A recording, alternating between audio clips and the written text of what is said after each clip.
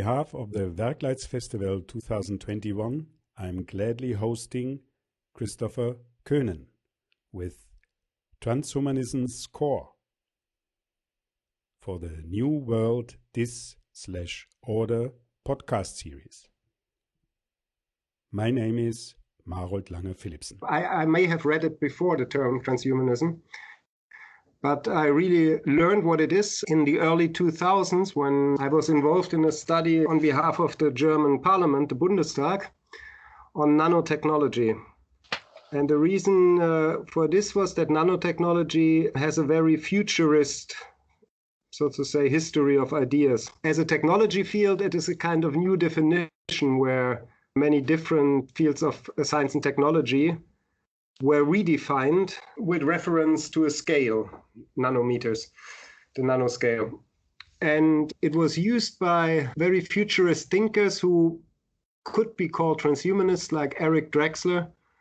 It was used to promise almost everything and also warn against everything, like the destruction of the world, immortality, the solution of all kinds of ecological and social problems. And it became around 2000 an important field of policy funding for science and technology, starting in the US, but also in Europe.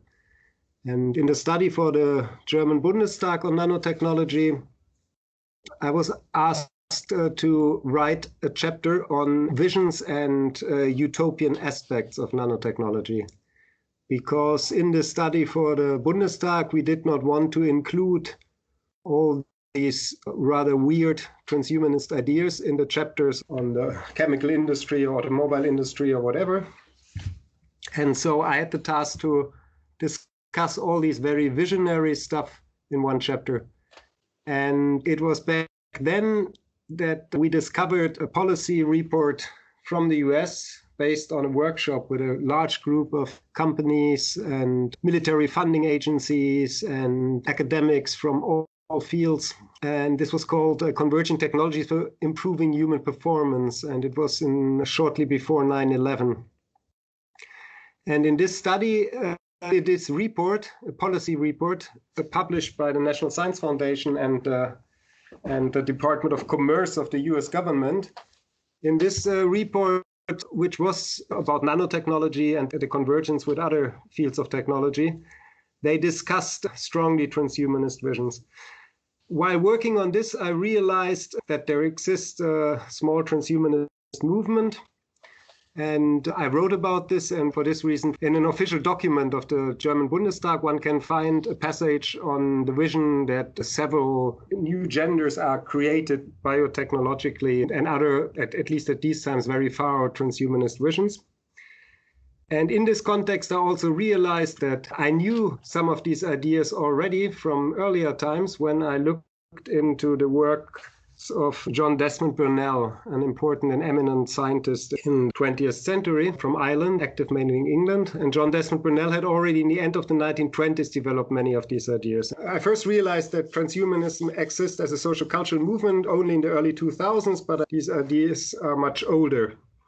And this is still not known widely. In the early 2000s, there was a lot of transhumanist futurism in important German media, like the Frankfurter Allgemeine Zeitung and others. In these times, ideas came up that, for example, very much surprised the important German philosopher Jürgen Habermas, who really was almost shocked by the fact that in important national media, you could read ideas about uploading the mind to computers and all kinds of technologization of the human body and mind. And in these times, I learned about the transhumanist movement, which was organized back then. I think the main organization was the World Transhumanist Association, and the extropians still existed. I realized two things, that on the one hand, very early on, I attended I think already in the end of the 80s, or early 90s, I attended a performance by the artist Stellark in Australia. And I realized what he is doing is all transhumanism. And I also realized when I read these transhumanist visions, that I know these visions quite well, but in an older version, one which is because I knew already before from the 1990s, due to my studies in utopianism and techno-utopianism, I already knew about John Desmond Burnell and of course about H.G. Wells, the famous author, and others. And of course, then I realized, okay, these ideas are almost the same ideas, just with new technologies now. That's basically how it developed. But I would say the original ideas I know much longer, and I realized it's an European and in particular British tradition, which simply was taken up in the US, and it only resurfaced around 2000, which a time when there was again more techno-optimism and more grand techno visions of the future. One could say that the 1970s and 80s and early 90s were a time of increasing awareness of the limits of growth, to quote the famous report, and the rise of the ecological movement, and also at times of skepticism in progress, a crisis of the left, etc. But around 2000, as was a time of the dot-com economy, the high hopes for the internet, the deciphering of the human genome, and there was a new wave of techno-optimism, which came as quite a surprise to people like me who are doing a lot of research also on science and technology policy, because now within policy reports of official institutions in the US and sometimes also in Europe, you could read about technology making us immortal, the dematerialization of everything, the enhancement of human performance, the creation of cyborgs, human-machine mergers, etc. There's this long tradition of understanding a human body as a machine, or first the animal body, or the body of other animals, what one could say today, and then the human body as machines. And of course, we have this long tradition of hopes for overcoming death, because in fact, the hope to cure death, so to say, or to abolish death, is a key hope in transhumanism. With modern times, of course, in modern science, many of these hopes became, so to say, more specific and more concrete, looking to the body. It's quite interesting in this case to remember that Pope Benedict in 2007, he really described, so to say, the last 600 years in a very, I would say, not only conservative, but in fact reactionary way. And he argued that it's a key element of modern science that it has included a kind of, he calls it, or alludes at least to the agnostic heretic strain, something which is contrary to Christian belief. And as a key element of this, he sees the hope to overcome death by scientific means. And he believes that is one of the most problematic strands of modern thought. And he draws a line of these early modern scientific thinker like Francis Bacon, via radicals of the French Revolution, Bolsheviks, etc., until today. And without naming it, he basically criticized transhumanism as the kind of newest manifestation of this godless hope for overcoming death and building paradise on earth. I'm more interested in the history of transhumanism in a more narrow sense, and I would say this history starts with the idea of evolution. Before, we have already visions of mortality and space flight and whatever. But characteristic feature of transhumanism, in my point of view, is that it is an ideology which is a reaction to evolutionary thinking. And one can, to some extent, go back to Darwin, and not Charles Darwin, but his grandfather Erasmus Darwin, who around 1800 already described in scientific poetry, something which is also a bit out of fashion in the meantime. He describes something that I would interpret as the sublime of life. Sublime of life in the sense that it evokes a kind of concerning the long time it took for life to develop on Earth and until human beings first lived on this planet. And this sublime of life, this kind of idea that life has been existing now for so long, a fact that was only fully realized in the 19th century. This brought up the question, what comes after man? And here we find a lot of very nice reflections on this question in the 19th and early 20th century. And on the basis of this, transhumanism developed. So the new thing is compared different to La Mettrie and even to some extent different to Condorcet, to take another early Enlightenment thinker. The decisive element is that this notion of a biological evolution is the basis for this ideology to be developed. And if I may, I would just briefly to give you an impression what I mean by the sublime of life. I know sublime is a very heavy term, but the sublime in the sense of something which is not beautiful, but overwhelmingly impressive and can even make you a little bit afraid. And this sublime of life is quite nicely evoked by the famous poet Shelley, who wrote that life and the world, or whatever we call that which we are and feel, is an astonishing thing. The mist of familiarity obscures from us the wonder of our being. We are struck with admiration at some of its transient modification, but it is itself the great miracle. What are changes of empires, the wreck of dynasties with opinions which supported them? What is the birth and the extinction of religious and of political systems to life? What are the revolutions of the globe which we inhabit and the operations of the elements of which it is composed compared with life? What is the universe of stars and suns of which this inhabited earth is one, and their motions and their destiny compared with life? So what I mean is, what Shelley here does, and others did, H.G. Wells, is they argued that, of course, it is extremely impressive what we now start to know about the geological past of the earth and about the movement of what we know about our astronomical knowledge, etc. But what is most fascinating is life. And then from this notion of a sublime of life, and from this comes the question, how will life further develop, and in particular human beings? So that is mainly what I see at the core of the transhumanist vision. And when I quoted Shelley or Darwin, this is clearly not yet transhumanism. It becomes transhumanism, I would say, from around 1870 on.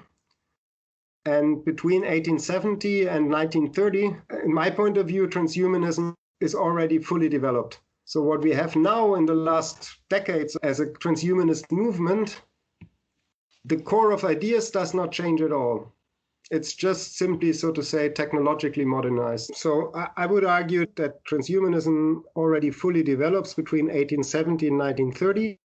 And then, for obvious reason, if you remember what happened between the early 30s and the 1950s with all these catastrophes and the World War and crimes, it was a little bit forgotten. But transhumanism did not play such a visible role because it was not an ideology in itself, or only for very few people, but it was more an ideological element supporting often left-wing communist, but also others progressive ideologies. This tradition of idea is continued, but never as a discrete ideology, but as an element of other ideologies. And it resurfaces and develops into an ideology with even organizations supporting it and naming it transhumanism. It emerges in the 1970s in the US. But going back to the early times of transhumanism, this started mainly in Great Britain, in Tsarist Russia, in the early Soviet Union. There was a movement called Cosmism. And this is pretty much a kind of Russian and often more mystical transhumanism. Looking at the UK and the years 1870 to 1930, I would say it starts with quite interesting personality called Winwood Reade. He wanted to become a writer like someone else from his family, but in fact he became most famous first as an explorer, Africa explorer, who also corresponded with Charles Darwin. And then for a book that he wrote, probably when he had a strong fever at the west coast of Africa around 1870, and it's called The Martyrdom of Man. And it's a universal history, something that has become quite rare, but very recently is quite popular if we think of Yuval Harari. And it's a universal history in which Winwood Reade describes world history, natural history, but also human history. And in the end, he has 2 chapters in which he looks into the future. And in these 2 chapters, he develops the ideas of transhumanism that exist until today. In these 2 sentences, Winwood Reade summarizes what transhumanism is about in still a scientifically and technologically very vague way, but with all the core ideas already together. And he describes the future of humankind, and he comes to the question what kind of physical shape humans will have in the future, because he believes that humanity will go to space.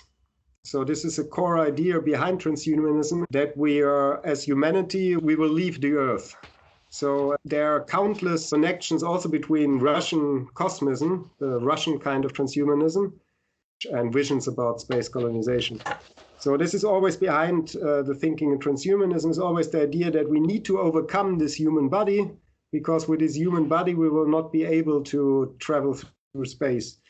And of course, also in these times, someone as important as Charles Darwin had written that there is a kind of strange imbalance between what humanity knows and understands about the past and about the universe, and also all the new knowledge that humanity now develops, and this animal body that in particular in these Victorian times was seen as almost a disgrace to humanity. And in this atmosphere, Winwood Reade was at the coast of West Africa, writing The Martyrdom of Man with his 2 very visionary last chapters about the human bodies of the future. He wrote, "These bodies which now we wear belong to the lower animals. Our minds have already outgrown them. Already we look upon them with contempt. The time will come when science will transform them by means which we cannot conjecture. With one faith, with one desire, men will labor together in a sacred cause, the extinction of disease and sin, the perfection of genius and love, the invention of immortality, the exploration of the infinite, and the conquest of creation." Because of this book, Winwood Reade became known as a dangerous atheist. When we listen to these words like extinction of disease and sin and the conquest of creation, we realize how much he is still indebted to the religious tradition that he fights against. But the core ideas are already assembled here. The human body as we have it is of lower animals, it's something with contempt, and this is still the case for the transhumanists today. And we need to overcome this body and this sorrow state of human biology.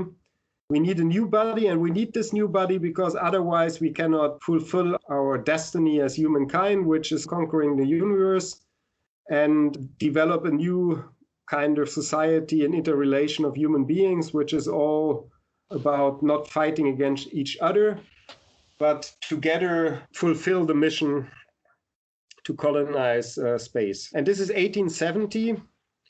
From a man who was in contact with Charles Darwin, a very colorful personality, whose book was enthusiastically read by such a diverse group of men like Winston Churchill, George Orwell, H.G. Wells, Conan Doyle.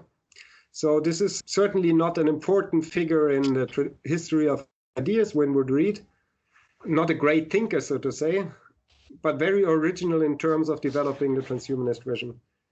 This was 1870, but it took some run of another stature, more important writer and person, and this was H.G. Wells. We know him today, H.G. Wells, mainly for his proto-science fiction or scientific romance. He was a very important figure during his entire lifetime. He lived from 1866 to 1946.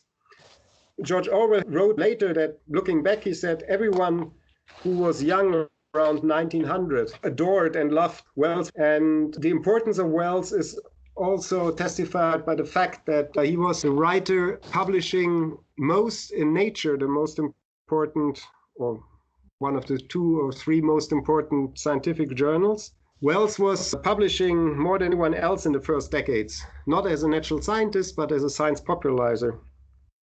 And also to show his importance in the following decades, in the early decades of the 20th century, he could interview Lenin, Stalin, Roosevelt, etc. He very early on also developed this idea that traditional utopianism up to the positivism of Auguste Comte is limited, because utopianism sees nothing beyond man in the future. And what Wells argued in 1902, that we must overcome this traditional utopianism, which only thinks of man as the culmination and endpoint of development. He writes that we of the earlier 20th, in particular, that growing majority of us who have been born since the origin of species, Charles Darwin's major work was written, have no excuse for any such limited vision. We perceive that man and all the world of man is no more than a present phase of a development so great and splendid that besides this vision, epics jingle like nursery rhymes, and all the exploits of humanity shrivel to the proportion of castles in the sand. We look back through countless millions of years and see the will to live struggling out of the intertidal slime, struggling from shape to shape and from power to power, crawling and then walking confidently upon the land, struggling generation after generation to master the air, creeping down into the darkness of the deep. We see it turn upon itself in rage and hunger and reshape itself. It reaches us, and its being beats through our brains and arteries, throbs and thunders in our battleships, roars through our cities, sings in our music, and flowers in our art. And when from that retrospect we turn again toward the future, surely any thought of finality, any millennial settlement of cultured persons has vanished from our minds. This fact that man is not final is the great, unmanageable, disturbing fact that arises upon us in the scientific discovery of the future. And to my mind, at any rate, the question what is to come after man is the most persistently fascinating and the most insoluble question in the whole world. So again, what we see here is evokes here the long time of evolution of life. And then he criticizes the notion that this entire evolution ends with a human being as the final endpoint. And this idea is rather old as well again. For example, philosopher Herder quite similar described this. And it's basically also an attack on this Christian notion that humans are the crown of creation. And the question is always what will come after man. And different to earlier thinkers like Winwood Reade, H.G. Wells was a writer, but he was very well aware about the biological research of his time. And so he played this important role of bringing this early or proto-transhumanism into the new century, into the 20th century, and making it a kind of program, and creating out of it a kind of quasi-religion for the new scientists. Because science very rapidly developed exactly in these years before the First World War. In the First World War, science and technology were used to an extent politically or by states as never before in world history. And a new class of applied scientists and engineers developed. And to some extent, transhumanism as an element of other larger ideologies like communism or liberal technocracy. This transhumanism developed into a kind of quasi-religion or ideology for these new groups. We have to take into account that when we talk about the First World War, the First World War was a shock to humanity, of course. And it was in particular, one element of this shock was the fact that science and technology that had so rapidly developed since industrialization was now for the first time, the Crimea War was already also quite technologized, but for the first time, all the, so to say, the left wing of the social democracy being against the war and therefore split from the social democracy. And it defined very much the century, the 20th century, and to some extent our own times. And in this atmosphere then, transhumanism is then developed as an element of broader ideologies by eminent natural scientists, not anymore by a genius writer like Wells or a rather dubious explorer and writer like Winwood Reade, but by eminent natural scientists such as John Burton Sanderson Haldane, Julian Huxley, the brother of Aldous Huxley, and most importantly, to my mind, John Desmond Burnell, an Irish man with partly Jewish roots, who became an eminent natural scientist in the UK. And these people developed already in the 1920s the transhumanist vision with quite a lot of detail concerning the technological vision, so to say. So on the one hand, we have more traditional biologists like John Burton's GBS Haldane and Julian Huxley, but modern in their thinking is that they are really developing their ideas concerning the future of humankind on the basis of evolutionary thinking. And they are crucial for the development, like H.G. Wells, they are crucial for the development of modern science fiction with all its impacts on our modern culture. But their vision is mainly about very long time spans in the future where humans slowly evolve.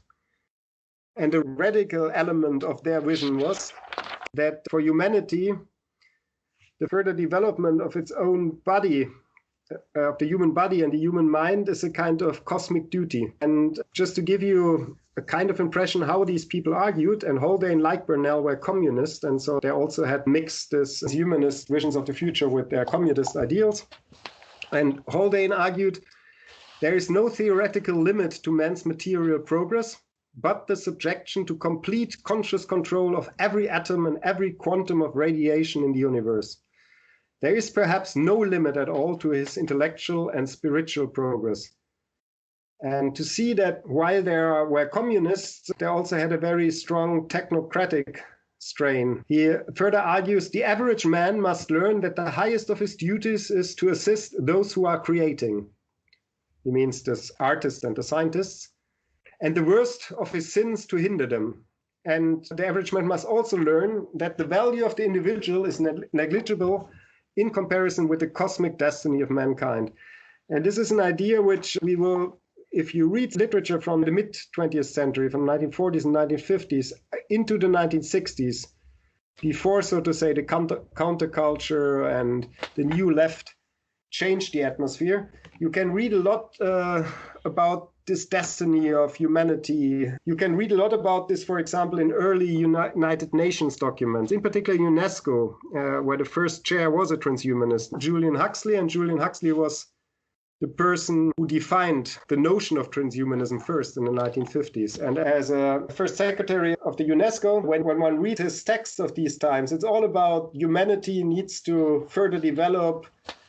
He was also a eugenicist. He had very ideas that we quite rightly see very negatively in the meantime. But he and Haldane and others, even in the early 1960s, still developed these ideas that humanity needs to further evolve and become a new race, and always against the background of expansion into outer space. But the interesting thing is, and this was pointed out by important biotechnologists and biologists still in the 1960s, what Haldane, Julian Huxley, and others did was imagining what could happen in 50,000 years or something if humans have developed into something else. But the radical new idea is the idea of mechanical man. And this idea is by John Desmond Burnell, who in 1929 wrote the fascinating essay, The World, the Flesh, and the Devil, an inquiry into the future of the three enemies of the rational soul.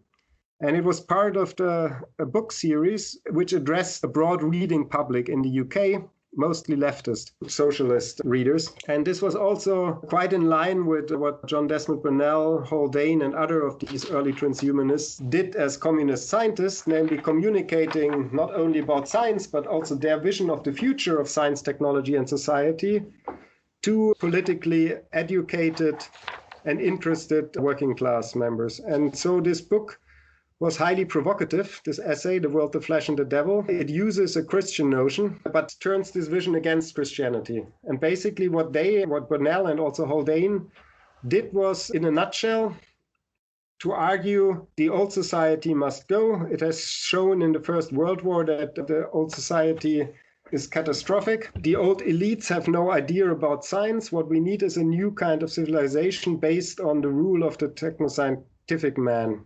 And transhumanism is only one element of this, and an important one, and both Haldane and Bernal testified later on in the 60s and 70s that they really believed in these ideas.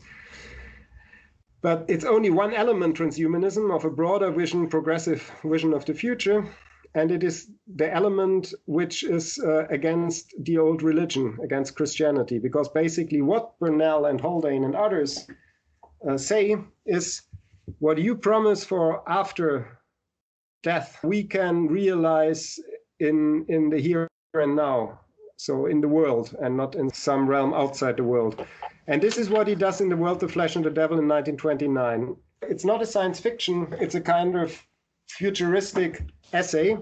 It has one narrative element, because he says that imagine that an important scientist knows that he will die soon, but he learns that there's the possibility to take his brain and let the brain continue to function, and thereby also the consciousness function. I don't comment now to what extent this is a realistic vision, but it's interesting that it's basically, this vision is now still a favorite idea of transhumanism called mind uploading. We must remember that Bernal wrote this in 1929. So that means he did not know about computers at this stage, but the idea is pretty much the same, that we are able to separate the individual consciousness from the human body. And so he develops the idea that in the future there will be brains, and these brains are in some liquid, and this individual consciousness is attached to all kinds of sensors, and so develops a new techno body. And he writes that the new man, this new man, must appear to those who have not contemplated him before as a strange, monstrous, and inhuman creature. But he is only the logical outcome of the type of humanity that exists at present. Normal man is an evolutionary dead end. Mechanical man, apparently a break in organic evolution, is actually more in the tradition of a further evolution. So basically he argues, because humans are part of life and evolve, and because there are humans and thereby users of science and technology, their evolution will be a technological one. So we don't have to wait for thousands of years. We can create the new man ourselves technologically. And what is interesting is that Bernal, who had a background as a fanatic Catholic and Irish nationalist, and then became a strong believer in communism, he developed this idea as someone who played really a key role in modern science in the 20th century, in particular concerning genetics. And he developed this idea very much on the basis of the tradition of older transhumanist thought, which was rather vague and more poetic and more romantic and more still strongly influenced by religious ideas. But he developed ideas that are provocative even today. Like a couple of, 20 years ago, the German philosopher Sloterdijk was much criticized for his notion of a human zoo. What he did not refer to, perhaps he did not know it, or perhaps he chose to ignore it, is that Bernal already in 1929 develops this idea that the Earth will be reserved as a boring, idyllic, natural, ecological utopia for those parts of humanity who are too lazy and too hedonistic to fulfill human destiny. Is again the great transhumanist dream of expanding into outer space and becoming a new kind of being, leaving behind the animal body. He had this vision in 1929 that the world might in fact be transformed into a human zoo, a zoo so intelligently managed that its inhabitants are not aware that they are there merely for the purposes of observation experiment. So this was the idea that we have in outer space an elite of cyborg scientists interconnected with each other, and they have developed into something else, and the Earth is only quite sarcastically described as a kind of a zoo for the traditional utopians who live there in wonderful communist low-tech culture. And it's quite interesting how he sees humans in this future, or the human minds, because of course it's not really humans anymore, it's brains and connected with technology. But he always does this on the basis of the knowledge of the scientific and technological knowledge of his time, which he was very well aware of. He believes that in the future, human life will start in a genetic factory, and men will have anything from 60 to 120 years of larval, unspecialized existence, surely enough to satisfy the advocates of a natural life. So he can have sex and poetry and all this kind of stuff, but then after 120 years or so, he starts to do the serious business of humankind, to involve this. And for this, he finally emerge as a completely effective, mentally directed mechanism and set about the task appropriate to his new capacities. If a method has been found of connecting a nerve ending in a brain directly with an electrical reactor, then the way is open for connecting it with a brain cell of another person. So on the basis of the fact that he already understood what brain technology interfaces will look like, that we today know as brain-computer interfaces, for example, he already developed the idea that not only will some kind of human minds without a human body will connect with technology, but he also had the vision that by this, human minds will interconnect. And this kind of techno-telepathy is an idea which is now very much discussed in certain corners of neurotechnology visions again. And so he argues death would still exist for the mentally directed mechanism we have just described, but the multiple individual would be, bearing cataclysmic accidents, immortal. And he has this idea that humanity becomes a kind of interconnected global brain in which countless human minds work together as a kind of organism or big machine, which, by the way, still is differentiated between higher brains, so to say, or higher minds, scientific minds, and lower ones, which are helping the others. This all sounds very strange and far out now, and it is, of course, but it's interesting to see that Bernal, who has been really important not only for biological research, but also for science and technology studies, for information science. He helped as a scientist on D-Day with a landing in the Normandy. He's really a kind of larger-than-life figure of the 20th century. And it's really fascinating to see that many of his much more down-to-earth and highly influential ideas in all kinds of fields of science and technology are, so to say, embedded in this broader vision, transhumanist vision. And what I find interesting is that Bernal believes that in the end of this process, remember we have the Earth, which is a kind of human zoo, and everyone lives there. They have no idea what they are doing, but they're living in a natural, ecological, eco-sensitive, probably hedonistic, communist utopia on Earth. But there is this cyborg brain, global brain, or this cyborg brain, humanity brain somewhere in space, expanding. And then he writes that bit by bit, the heritage of the direct line of mankind, the heritage of the original life emerging on the face of the world, would dwindle, and in the end disappear effectively, being preserved perhaps as some curious relic, while the new life, which conserves none of the substance and all of the spirit of the old, would take its place and continue its development. So life is entirely, the biological life that we know is entirely replaced by creations, by human creations or creations of the human mind. It conserves none of the substance, but all of the spirit. It's all about making the human mind or the post-human mind immortal. And then, quite strangely, this important essay ends with a almost religious remark. Finally, consciousness itself may end or vanish in humanity that has become completely etherealized, losing the close-knit organism, becoming masses of atoms in space, communicating by radiation, and ultimately perhaps resolving itself entirely into light. And then think of how important light as a metaphor is in our religious and in many other religious traditions.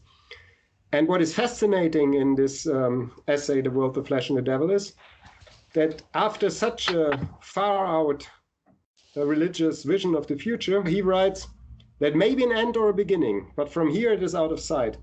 And that's also very characteristic of the transhumanist vision, and that makes it different to all these older visions of perfection, of human perfectionists, it always goes on. It's a notion of infinite progress. The aim that the transhumanists set themselves until today is to think on the basis of what they know, what we know now about our science and technology and the possibilities of the future, to develop a vision of the future as far as we can now imagine.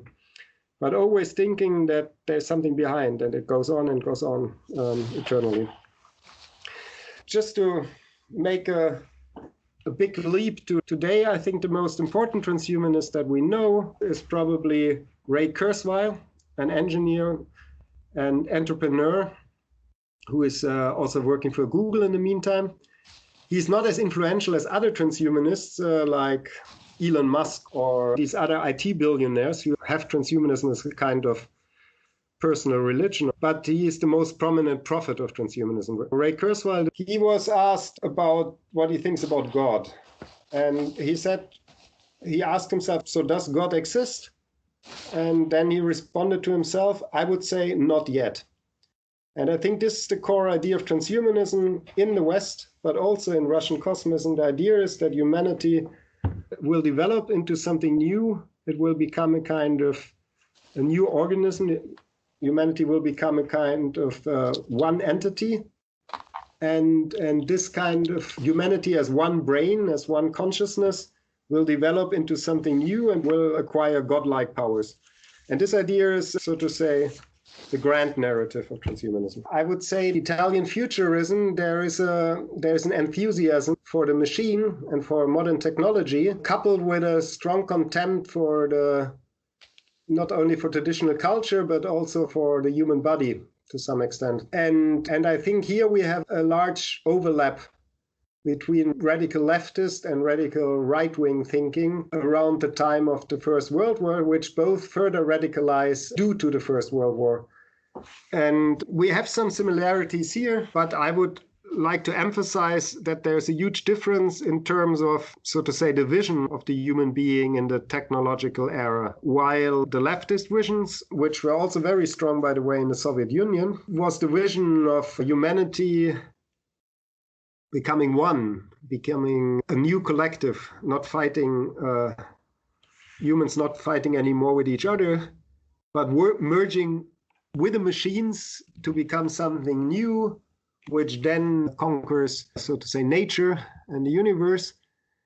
This kind of vision is strongly different to the vision of the machinic individual in right-wing thinking. We can also think of Ernst Jünger, for example. What we see here is a heroization of the soldier, of the mechanization, the military mechanization, instead of taking into account the fact that in all its perversity, the First World War had shown that there is no place anymore for the liberal individual or the heroic individual of the feudal past, but that is all mechanized, large collective that is now moving the world. Against this new knowledge about the relationship between humans and their machines, the right-wing futurism and the right-wing thinking about technology glorifies again the individual soldier and the human body as a kind of something that needs to become, so to say, more mechanic or more technological, not in order to work with others and with the machines for a better future, but to be a better individual fighter. Both react to the fact that there is a crisis of the liberal individual, of humanism. Both react to the fact that liberals and traditional conservatives had created this disastrous, catastrophic development, the First World War, and that all the lies of the old culture need to be destroyed. Both reacted to this fact, but developed two very different, even antagonistic visions. And it's interesting to see that due to the fact that in the meantime, in particular since 1989, there is again a liberal cultural dominance even. It is interesting to see that all notions of humans merging as a collective with machines, learning, so to say, from the machines, and the machines merging with humans in order to develop a new society, all these ideas have now been qualified as dystopian, as badly collectivist, etc., while notions of individuals becoming hardy fighters and boosting their body with all kinds of technological gadgets and implants, etc. This vision is very popular again.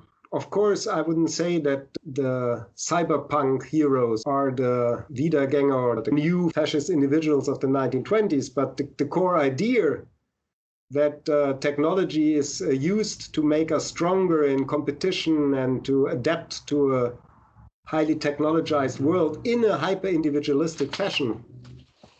This is even identical in cyberpunk and in the old visions of a fascist new man, so to say. And another perversion of our times is that the notion of a human collective, the collective transhumanist vision of the 1920s, the Soviet one, but also the one of people like John Desmond Burnell, that this has to some extent become a reality in our current digital economy. If we look at the company Amazon and if we look at what they are doing to workers in their warehouses, in their fulfillment centers, how they reduce the workers to appendices of the machines, of the robots, and turning them, as one worker called it, into robots, we have clearly a vision of humans and technology merging in a collectivist and system for certain goals and dehumanizing the workers in them. And it's again a perversion to some extent, because if we look at the very same visions developed in the Soviet Union by someone like Alexei Gastyev, the father of Soviet Taylorism, and by the way, and also a very fascinating and important futurist poet, if we look at these early Soviet Taylorist visions, we also have the ideas of humans becoming part of the large machine that humans and technology together will be in the future. But this is done on the basis of qualification of the workers and also their physical training and better education, better nutrition, all kinds of stuff. And while we are, as children of the hopefully late capitalist age, fully believing in liberal ideas again since 1989, because we imagine such a collectivist future as extremely frightening, we at the same time overlook the fact that in key areas of our digital economy, exactly such a society already exists in certain corners, but not as a kind of liberating vision for a kind of human technology collective, but with humans only, as Jeff Bezos, for example, quite explicitly said, humans only be included in this as long as they are cheaper than robots for certain tasks. So this means humans have become, in production processes like the one of Amazon, have become parts of the machine, of the big machine, but not for some glorious future for entire society, etc., but simply for the profit interests of one of the richest men in the world. This was Christopher Coenen in a podcast by Werkleitz Festival 2021 about transhumanism's core.